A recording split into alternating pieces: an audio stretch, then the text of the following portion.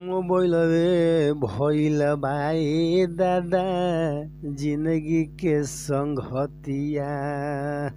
सभी दोस्तों को नमस्कार प्रणाम। दोस्तों आज एक ब्लास्ट सॉन्ग लिखे हैं भोजपुरी में, बहुत ही सुंदर और बहुत ही अच्छे सॉन्ग लिखे हैं। आप लोग सुनिए, जरूर देख कैसा है। धर्मेंद्र चौधरी ऑफिशियल को लाइक कीजिए, शेयर कीजिए दोस्तों।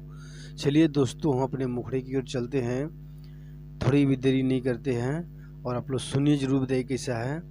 एक पत्नी कह रही है अपनी सहेली से कि हित मित सब छूटी गईले, अरे हित मित सब छूटी गईलन, बिगड़ल दतिया मोबाइलवे भइल बाए दादा जिंदगी के संगतिया।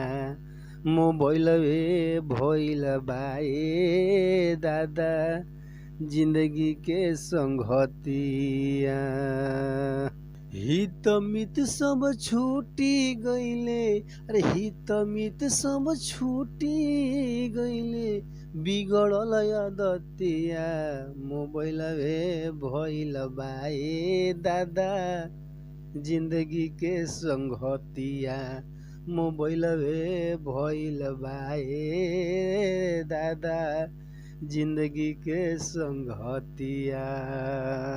दिन भर मोबाइलवे पर लागल रहेलन, पूछिला तो ऑनलाइन काम करेलन।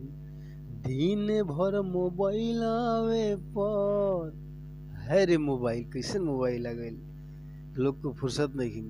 दिन भर मोबाइलवे पर लागल रहेलन, ऑनलाइन काम तो ऑनलाइन काम करत बानी कहेलन कि कबहू न देखस हम पे, कबहू न देखस हम पे, अरे कबहू न देखस हम पे, मरले बा कोई मतिया मोबाइलवे भइल बाए दादा जिंदगी के संगतिया।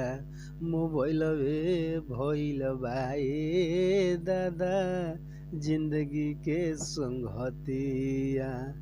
दिन रात लेके सुतोस, दिन रात लेके सुतोस, जैसे सवतिया मोबाइलवे भइल बाए दादा जिंदगी के संगतिया।